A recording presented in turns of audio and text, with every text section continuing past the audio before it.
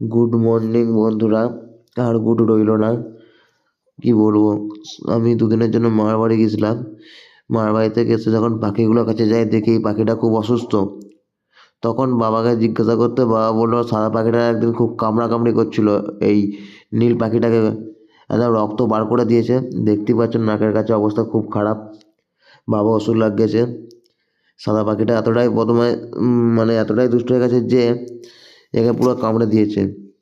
দেখো, ওকে আমি দুষ্টু বলি আমরা ডাকি। ও সবসময় দেখো খাবারের উল্টে দিয়েছে, খাবারের থলি উল্টে দিচ্ছে, সব কিছু উল্টে, জল ফল উল্টে ফেলে দেয়। মানে দেখো কী অবস্থা, দেখো পাখিটার। মানে মনটা টোটালি আমার খারাপ হয়ে গেল, কি আর বলবো। তোমরা যদি কিছু জানো তাহলে আমাকে কমেন্ট করে বলতে পারো, কারণ দেখো আমার আইডিয়া নাই কী করলে পাখিটাকে সেফ রাখা যায়। একই খাঁচার মধ্যে আছে, কারণ সাদাটা হচ্ছে পুরুষ পাখি, নীলটা হচ্ছে মহিলা পাখি। যদি কেউ কিছু জানো একটু কমেন্ট করে জানিও।